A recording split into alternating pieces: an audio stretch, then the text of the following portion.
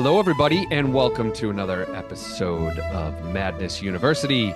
This is LZ. I am here with Nick. Today's topic that we're going to cover is our top four overvalued, I'm going to say areas of the hobby. It could be a collectible, could be whatever you want, Nick, but top four overvalued pieces, memorabilia within the hobby. Right. Let's All get right. into it, Nick. Yeah, we did one that was undervalued, and we We did. figured that was so popular that we'll just do four that we think are overvalued. Why not, right? So, man, I mean, these are all going to be controversial to some people. I realize that. So, you might be holding on to this and totally disagree with us, and I respect that. Again, this is not advice. This is just how I feel about these areas of the hobby at this moment in time. Number one for me, I'm going to give you two. The first one is this like triple logo man stuff. Anything with like the NBA logo man on it. I feel like it is a silly modern card invention to put three patches together of three players from who knows when or why into a place that they just really weren't intended to be. And then all of a sudden it's worth $1 million. Mhm. And further, for a couple of years, they weren't even game worn. They're literally like a jersey that you could buy it at Fanatics. Like if I wanted to go to the card carver and be like, dude, let's make this sick custom card. I'll go to Fanatics, I'll buy three jerseys, youth jerseys to save some money, and then I'll cut the logos out. Sure. I'll I'll Well, I'll just go to print your some. closet, Nick. Yeah, Just go to your closet and exactly. cut out three That's jerseys. right. That's right. I'll just grab three random Celtics jerseys, put some holes in them, and put them on a card. I think that is silly. I think it extends a little bit to these patch cards. If it's game worn and it's significant, that is, of course, a different story. Mm. A piece of the floor Michael Jordan was on when he hit his last shot. Okay, like that's legit. Yeah, that's Uh, legit. that's Hmm. okay. Hmm. But if this isn't game worn, like what? Yeah, Like game what are you used. buying? Yeah. Like you're Yeah. buying something like Panini said this is valuable. And because Panini says it's valuable, it's a one of one and it's valuable. And I got to get it so that the rich guy next to me doesn't get it and I can brag at the golf club Hmm. about it. That's what it is. That's what Marshall Folga told us this asset class is. And I agree in this particular area. So Yeah, that, Nick, I give the companies respect for getting creative with this, right? Because hey, if you don't innovate, you're gonna die, right? It's an old saying, innovate or die. Um, so Panini and Tops and Fanatics, like they gotta continue to push the button and figure these out. So I give them respect for doing that, yeah, but don't overvalue it, right. everybody. Well, Like what? to your Yeah. point around like the logo mans and like putting three together, sometimes I look at those cards and I'm like, why the heck are these three people together? Yes, Like, and these sometimes it players. will be like two studs. It will be like Larry Bird, Magic Johnson, and then just some like random dude. And I'm like, what? Like, No, not yeah, random, but it'll be like Larry Bird, Magic Johnson, and then like John Stockton. And you're like, what? Like, that doesn't really fit. Like, yeah, I see that a lot. I'm always like questioning it, but everybody loves them. Everybody right. loves those And cards. what would you do? So let's say LZ got on the crafts table and he put together, this one of one card. He scribbled one of one on it. You went on the street and you sold it for 100 grand. What's the next thing you're going to do? You're going to You want make to make another. another one? You're going to make Of another course I one. am. Yeah. So these one of ones that Hmm. you're buying from Panini, um, I don't know, man. Yeah, They're that going to make right more. there, that last comment you made is going to be a little bit of a theme that because like one of the ideas I have or is going to have that theme as well. All right, what's your second My one? second idea is type 1 photos. Sorry, everyone. I think it's complete BS in this digital age. I have no problem hanging a type 4 photo on my wall. It looks exactly like a type 1 photo. It's probably better quality. There's less dirt on it. I just like it better. If it's Mm, autographed, I'll give you that. That's special because there's only a period of time that you can autograph it. But a non-autographed type 1 photo, I think is so dumb. I'm sorry. I'm sure a lot of people buy these. I will never buy yeah. one. It's becoming very, very popular, Nick. So this one is a little controversial. Sure, It yeah. definitely is.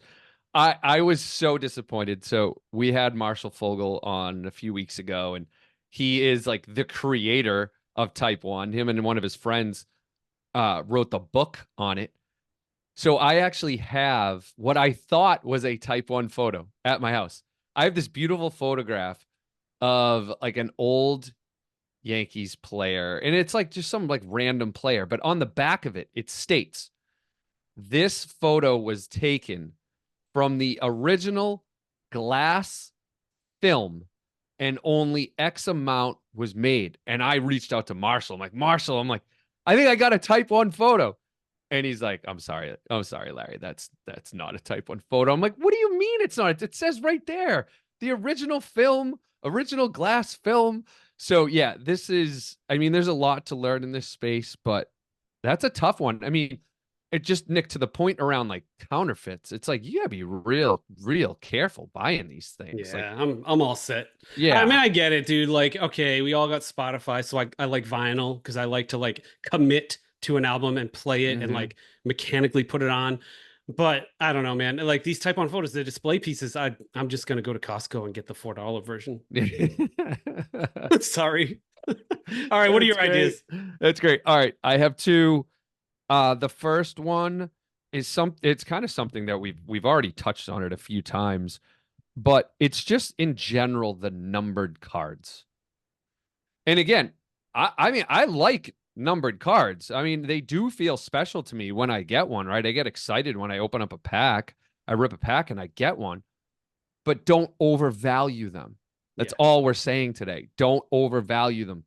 To Nick's point, if Panini, Topps, Fanatics, if they make a lot of money on this first run of numbered cards, guess what they're going to do, everybody? They're going to create more numbered cards next series to get you to Heck yeah. chase.